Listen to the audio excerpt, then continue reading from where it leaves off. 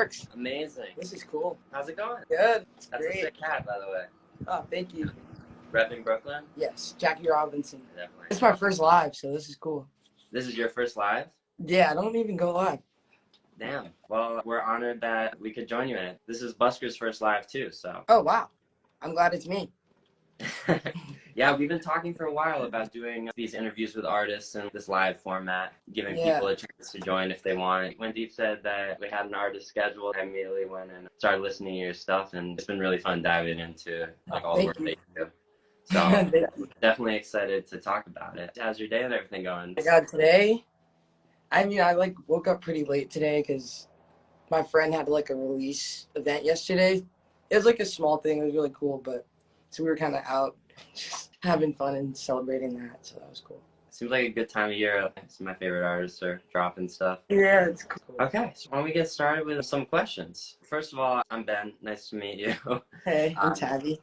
Tabby Wakes, the artist. We'll talk about some music stuff, some stuff about your music, and then about some industry stuff when it comes to music business, labels, entrepreneurship, and then what we're about to do at Busker, starting with this kind of crypto token NFT type world, if you have some sort of takes on that sort of stuff. So, sound good? Yeah. First of all, love your music. I wanted to talk about your inspiration, what your style comes from. It's kind of a basic question. Tabby Wakes, the artist, how do you describe your music? What's your style? What's your genre? I would say, okay, so this is a good question. It's very me. If you do know me, it makes sense. It's fun. I just like having fun and just bringing good vibes. So I think that's one of my main things I try to portray in my music. The way I do it is kind of off of experiences. So when I record, I'll make a song and I won't realize exactly what it's about, how it pertains fully to me. It does, but it's a manifestation kind of thing going on. So I'll make a song and I'll listen to it again a few weeks later, a month later, and I'll be like, wow, that's what I was talking about. So it's more of a vessel, a therapeutic way for me to get my emotions out. And I know people feel how I feel. So it's so much, I can talk all day, but I can also just make a song and you can feel that you can interpret my music the way you want to. It's kind of open book. One of the first few songs I dropped, Tabby Night, right? Some people thought it was about Instagram and life, culture. And then other people could think it's about a song about my relationship with my mother or something like that. So I just think it's really cool. It's kind of you can get a range of reactions and it's up to the people. It's what they think. It's on them. Yeah. It's really I think that's great. So much of art is subjective and open for interpretation. So the fact that you can work that into your core messages and leave it open-ended enough that people can read what they're going through into that's really cool. So stylistically, I did a little bit of digging, and some of the artists that you say inspire you are Mariah Carey, Lady Gaga, Mary J. Blige, Alicia Keys, Missy Elliott, Jay-Z, Busta Rhymes, and the Rugrats. And the Rugrats? I saw that on your Spotify. I don't So know if that was funny. pure music inspiration or vibe inspiration. I'm here for all of it. I love it. So that's a pretty diverse range of artists. Everyone from Jay-Z, Lady Gaga, obviously overlap in some styles, but a lot of different stuff. And you can definitely hear some of that influence in your music, but I'm interested from your own perspective, are there specific aspects of your music that you feel you get from one specific artist, one genre, hip hop? I'm doing rap, hip hop R&B, fusion, I think. So it's it's in between pop and rap, because the first project I did was more experimental vibe, kind of just that energy, balloon or something, I don't know. And now I'm more okay, I feel when I dropped my first project, people expected maybe, I don't know, maybe more rapping, because it was that rap era point. So I don't know, but that's fine. Now what I'm gonna be dropping and started dropping is more rapping, but still fun as fuck. I'm just trying to make sure it stays fun. I really, just as a creative, fun is just, it's kind of just meshes together. So I try to keep that. My genre should be fun.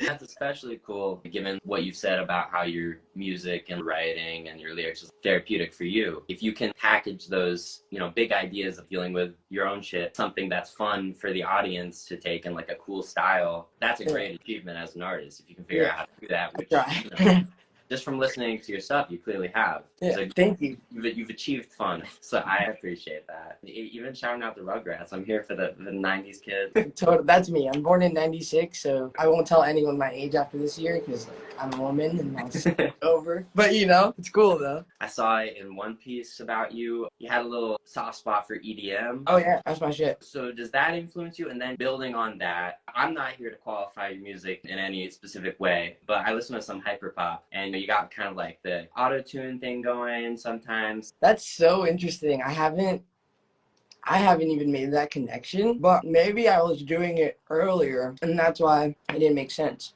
But you might be right. You're onto something, totally. I mean, you definitely have like the 808s, the trap. I think you hit it on the head. I think you got it. I've been trying to figure it out too. I'm like, I don't know, because I don't make like the same thing twice, if that makes sense. So it's like, I like to, if you listen to my music, most of the songs don't sound the same. They're all very different, like frequencies, I would say. So yeah, you got it. Can you talk me through your process? Since each song is so different, are the processes for writing and producing the same? Do you have a hand in the production basket? We'll talk about your recording studio and stuff in a minute, but I wanted to just kind of your own music, talking through what is that process from like conception to release like for you? Okay, so I don't write. I usually don't write. I just like, I guess it's freestyling, but it's more just like checking my own vibes. I do that, and then I like kind of like come up with like a hook or chorus or just something like that I feel like is gonna start the song, and then I build from there. So it's kind of like, I don't know, building like a brick wall. So I just bring in every piece that I need until it's done, which is pretty dope. It's like super fun. My process is hella fun. If people did my process, they might like feel better just about making music. I don't know, because when you write, you can overthink a lot. So if you're not writing, it's kind of like you're just like pulling like raw thoughts and emotion versus like, I don't know, all the songs I've written I've never recorded, but I will, so that's cool. But still, it's really interesting. Yeah, that is really cool. Do you have freestyle experience, or is that just kind of like how your brain works, that it just kind of comes to you? I probably have like super ADD or something, but because I can't freestyle. When I write, I gotta sit there and write it down. But you got videos like J. Cole and these crazy rappers just going off, and I'm like, how do you do that? It's just like life is life. Like, because I don't know, like I feel like some artists, as an artist, as a person, you go through things like pain and like happiness and glee, whatever, right? So if you go into the booth or sit next to your producer or engineer or whatever, you get to kind of just like let it all go. And I feel like even the biggest artists are carrying the most, we don't know what's going on, you know? So that's probably how they get to just release. It's literally just like releasing. Like you can try freestyling and you might not be like good at it, but still, it's just fun. It's just fun. If you're having fun doing it, just do it. That's what it's all about. It's literally that. Like I know it's like making like, you know, great songs and stuff like that, but sometimes just go make a song with your homie and just like for shits and giggles, like why not? That's actually a solid transition to the idea of collaboration. So you don't write, you go into the booth, you freestyle. Are you working with specific producers, the same producers? Do you have a role in the production and beat making process? How does that work for Tabby Wakes? Okay, so sometimes I'll do co-production, which is where, you know, I can like play a melody and like I'm like more into co-production just because I produce. I just like don't really use my beats for myself, which is like totally fine. I think it's more just for me to like be able to create all the time consistently and not like, you know, lose that momentum of just creating. I like co-producing. My first project had a decent amount of co-production between like me and Brenmar. He's really dope. We made amazing music. I would like go to Miami and just like go to his studio and we would just like make music for like 10 hours a day. It was pretty fun. A-Track introduced me to him. That's when I was signed to Fool's Gold. So it was just kind of like the perfect mesh for us and we just really clicked. I did a bunch of stuff with Tony Seltzer on that project, which was dope. That's like my bro from home. This new project I'm working on has a lot of production from this kid named Sham. He's dope. I really like him a lot and he engineers as well and he's a beast. So I respect him and I appreciate him just like taking time and just dealing with me for like the last 2 years, trying to figure out what I want to do and like how I want to do it. So shout out to Shan. He's not watching, but if he was, I hope he could see that. I'm down to work with like whoever. I'd like to just go in and like create in the moment versus someone like send me a beat and then they're like, you know, do your thing. I think that's like not, it's cool. It's just not fun. So you mostly like creating in that kind of collaborative environment? Yeah, I went to school for collaborative studies, so it all kind of like makes sense. So it makes sense. Like high school, middle school. I feel like that's got to be the best way to create, bringing together minds, and pulling from your own struggle. And so you had your first project on streaming service and stuff, and you released that with the label Fool's Gold. Yeah. So I want to talk about that project as a whole, and then also the business side, how that came to be. Musically, would you say the music that you're making now fits within the same category as that stuff? I would say the music I'm making now is like the next step to what was there before, because it's my story. Like it's all really pieces in my story. So there's like songs from that time that I'm like, damn, I should just like put them out just so like things make more sense. But also I don't have to do that, which I think is like a blessing too, because I've evolved as an artist. I was way younger when I made that. Like it was like 3 years ago or something. So I've like grown so much from that project. And honestly, that project did wonders for me. It changed my life. And like the way that even came about was so like interesting. Like I was in my basement like room, renting a room. Like I spoke to my friend Lewis. I was like, yo, like, what should I do? Like, I'm working at a coffee shop. I was like, this is, I'm not like, I was like, nah, like this is, it's cool, but it's not fun. It's not what I want.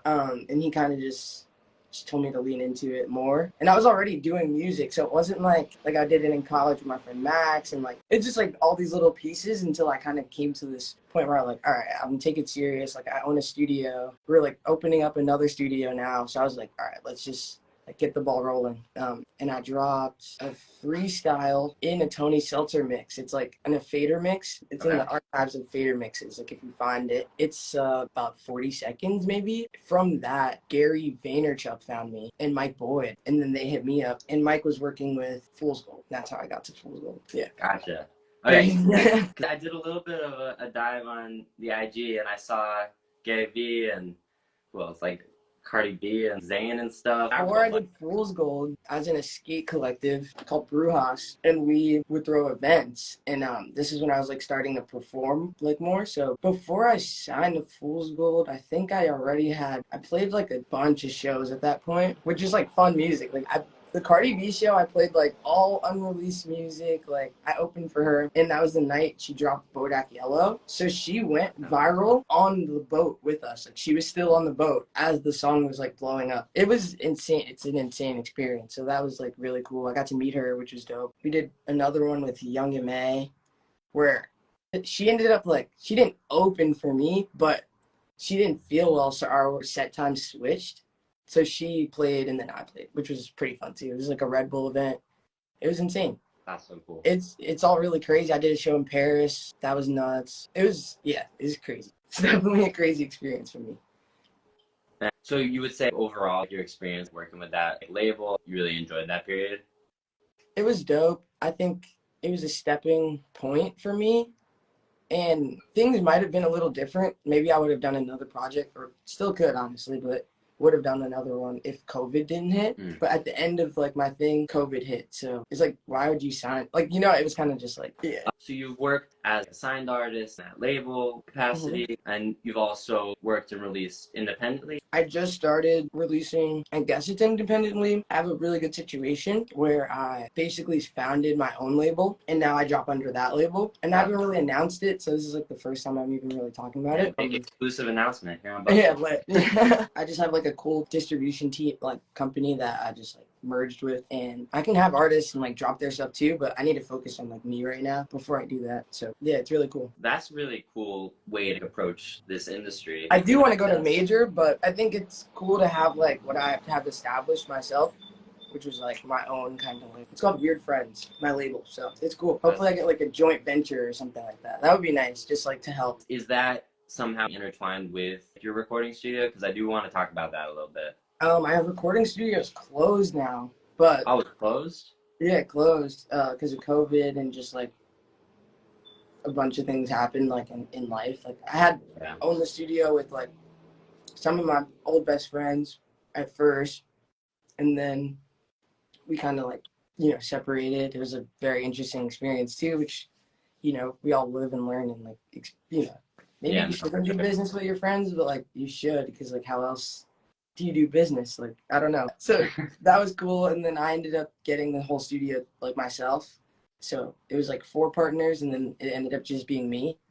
And that was for like a good 3 years. We had a big studio spot in Ridgewood, Queens. It was like this 2-story garage type thing, and we like built it out and turned it into like 2 studio rooms with like upstairs. It was pretty cool. Kept that for a year or 2 after we separated, and then what happened? Then I moved from there because of COVID. I was like, dude, I am not paying X amount for like this space right now. Like, I won't even be there for like a year. Who knows? Yeah. And then we moved it to Brooklyn, and I put it in like a artist living. Like, I had transformed my business, and I had like 3 roommates on the top and the studio on the bottom, like separate entrance. So that was cool. But then that closed too. So now I'm in LA. Okay. So you're a New York artist in LA now. Does that change or influence your music at all? I mean, I just experience different things here than I do in New York, so that does influence my music. I still are in New York here. I'm just like here in super New York, so it's dope. I like it a lot. I like the weather. Yeah, definitely a plus of California versus New York. Just like, yeah.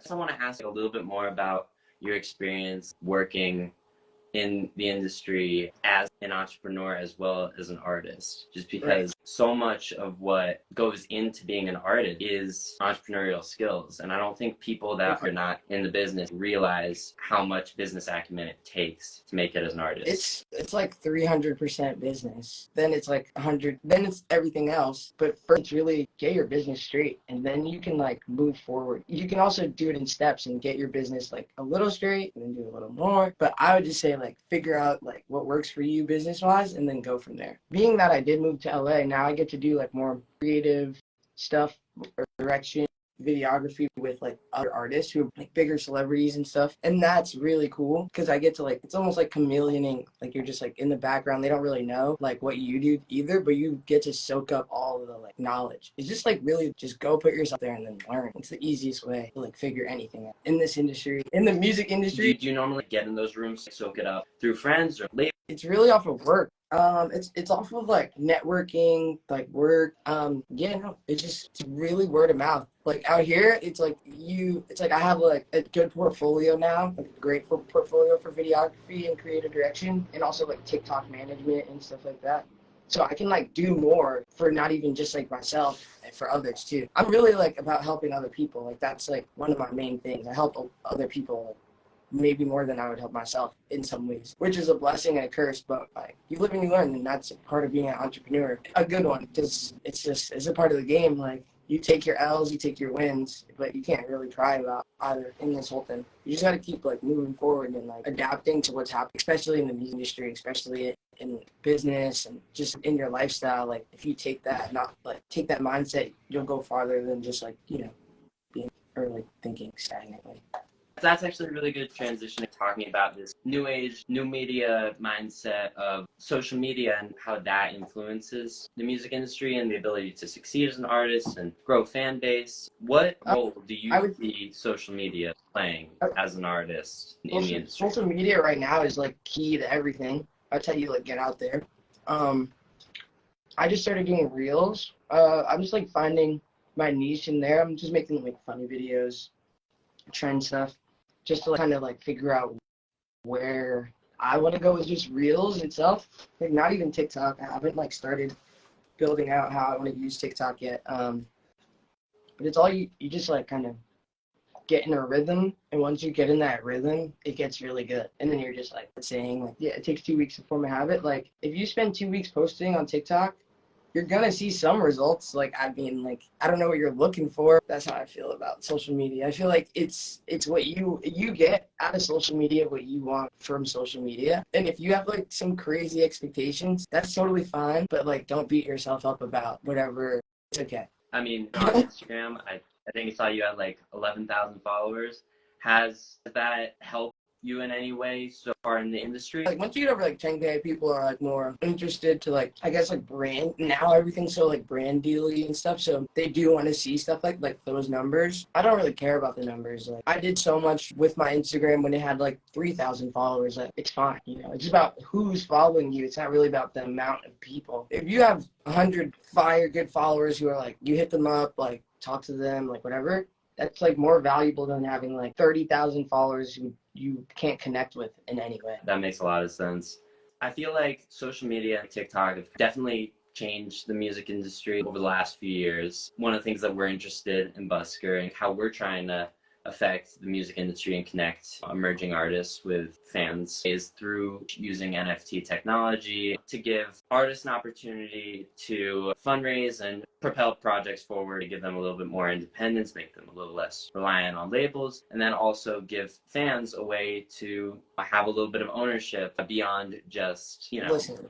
yeah, exactly. So I'm wondering if you have any experience so far with this crypto Web3 world, or what your take so far and what you've seen being an entrepreneur and an artist. So the plus side of this whole thing is realistically, most people don't know that artists come out of pocket for like every single thing that they do. Even if they have a label, they still have to pay it back. There's no free money. It's not free money. So that's like one thing I feel like that needs to be like destigmatized. Like, no, like if I want to shoot a video, edit a video, whatever, get it all done, like I'm coming out of pocket for that. If I want to pay for ads, I'm coming out of pocket for that. Like I'm coming out of pocket for everything I do. If I want to own a studio, at some months you're coming out of pocket. Like it just is what it is. Like it's really it's like the purest form of investing in yourself. Like actually, Web3 is good because now I can do like a music video NFTs, and like I can upload my music video and then sell it as an NFT, like a few editions, which would then recoup the cost I spent on the music video itself. So that's kind of the most important part about the music industry. You do want to like spend what you can and then also kind of get it back if you can. And before that was there was a huge gap between that. Now you can just do some NFTs, give your ownership away a little bit, like a few percent or whatever. And then now you have like you can continue. You don't have to like I would do like odd jobs and then use that money and like go drop a song. You know what I'm saying? Like that's what you do when you have no label. That's just how it works. Like you just gotta hustle, keep it going. And Web3 is a new hustle. So that's the only that's the best way to look at it for as a musician. It's like you could do it yourself ish, but there's also people out there to help you. And Web3 is a whole community of people ready to help you out and like help your career, which is dope because they also win from doing it too. Like you get incentives and whatever you feel like as the artist or as the person who creates this NFT, it's what you want to give back to the people who invested in you. And people aren't like understanding that. There's like all these like rug pulls and just like, like that stuff is like ridiculous. I get it. I don't agree with it or anything, but as an artist, you can't rug pull yourself. So it's kind of like if I buy Tyler the Creator NFT and then like there's tiers and then it's like, okay, the third tier, like I get to go to one concert a year, like free. It's basically free. Like that's an incentive. That would make me be like, all right, I could spend $350 right now on this NFT and get all these perks and I get to go to the concert for free and be in like the NFT section or whatever. It's just like we haven't gotten to that place, but that's where it should go. I can talk about NFTs and stuff in Web3 all day. So yeah, it's really interesting. I think Spotify just is adding a feature where your NFTs are going to be integrated with your Spotify. That's dope. Like, cool. As an artist, you're a product. So, not a product. That's like sounds bad, but you are your business. Like, you're the business as an artist. So you have to like think in a business way, if that makes sense. Yeah. And that's the perspective that I'm super interested in because of where you've come from, being such an entrepreneur throughout your whole career, whether it's just yourself as an artist doing the label game or in your recording studio or now your label, now bringing that perspective to this Web3 world, that's got to influence how you want to do business going forward. Are you interested yourself of releasing NFTs at some point? Would you advise other artists to do so? How do you think that world is going to shake out for Tabby Wakes? I think that right now, I just learned 3D rendering, which is really cool because that means I'm working on my character that I would like to use for my utility. That's like what I'm like. You mean like Blender? Yeah, like Blender, Nomad, like stuff like that. I've done some 3D animation. That's just really fun. Yeah, so I'm like learning that and using that to.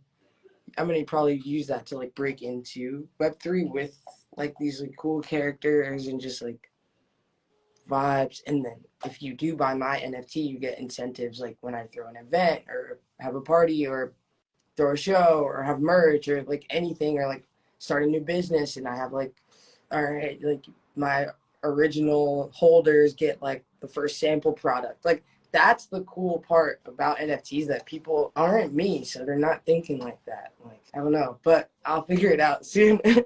Yeah, I don't know. It'll work. I agree. It's like this whole untapped world that, like, I feel like visual arts gotten there to a certain extent. People know what to expect, a little bit of open sea and the apes and all that. But when it comes to music, even though all these artists have dropped in some way, like there have been NFT drops for artists, I think we're really just scratching the surface of what's possible. Like when it comes to using this technology in a way to support artists and art, so much art that would be created that otherwise wouldn't be able to get funded. That's what excites me about it. Totally. There are like the newer project I'm working on is called Lobby, and this is more like Web3 and Web2, like a fusion of it in a way. And that kind of will touch on like what, like, because you know, you can use it for music, you can use it for art, you can use it for film. People aren't understanding it. Film is going to be the biggest like thing in Web3. You can fund a movie. Like, what? You know what I mean? Like, that's insane. Music videos, awesome. A movie, that's Yeah, crowd-funded blockbuster movie. yeah. Like if they can crowdfund for like, you know, people make like new inventions, and like it's like this thing I see all the time. It's about a pizza. It's like a portable pizza maker vending machine, right? And they crowdfunded so much money for that thing. Okay, you could do that for a film. You could do that for a nonprofit. You could do it for like anything. It's just a new version of crowdfunding, crowdsourcing. It's just way cooler. It's like Gen Z. I think what's cool is from a pure business perspective. There's been a Kickstarter and GoFundMe and that stuff. It's been around, and you can do equity crowdfunding for that sort of stuff because it's a lot easier to figure out how the money's going to break down with a company that has a bottom line and profit. But when it comes to an artist, it just gets really complicated. NFTs really does simplify that world in terms of where the value goes and they can appreciate it. So yeah. Yeah. I mean, like, think about this. Like, how corny would it be if I was like, a post and I was like, hey, can you guys donate to my Kickstarter to fund my music video? What? I'm not dying or like need a surgery. Like, no, I can't use Kickstarter for that. Like, you can't use anything, but now you can use Web3 and like make an NFT, and it's appropriate. It's not like, you know, it's not like Kickstarter and GoFundMe is all like you would look at it more for like a help thing, like helping a funeral cost or like something like that. And that's not tied to what, and if NFTs have not gotten to the point where it's like for that, which I don't think it will, but yeah, because we still have Kickstarter and stuff, so maybe they should stay as far away from each other as possible because they're too similar. I think what you're saying makes a lot of sense. And what's the norm? What's the purpose of this? And giving an avenue that makes sense, because you have fans that really want to support you, but also now they have this token or some sort of digital asset that like it's theirs. They own that, like a baseball card. The bigger you get, the bigger the value of that gets. And not that they ever want to sell it, but it's an investment at the end of the day too. Yeah, if you gotta sell. Hey, you know, it's a world out there. All good. The last thing that I want to ask about is you mentioned your upcoming project. What's that like? Are any of the singles that you've released in the last couple of years part of that? When do we expect it to come to fruition? So Lost and Uptowns would be on the new project. Right now, the name I've settled on is called Damage Control. I just feel like the world's fucked up, and that just resonates with like, it's like damage control for me, damage control in general. That's like how I feel about it. And it's just an EP at 8 songs. I think I'm trying to drop it in September. I'm just waiting for some masters. So I'm gonna have to hit up Sham again and be like, where it's at. And that's exciting. So the first bigger project to drop on the new label then? Yeah, the first project on that label. I have to do something better. I just have to do some stuff to like really make sure make a website and like all that cool stuff for the label part. So you're dropping this project hopefully in September. Where do you want to be in 3, 4, 5 years? What do you want to see as the future? Or are you just living for the now and focused on the businesses they run? I just want to get back to like playing shows again. I think that's pretty much it's like a sport as an athlete. So it feels like it's sport in a way. And like I'm not performing because I haven't dropped. So it's like I have to drop. so I can perform.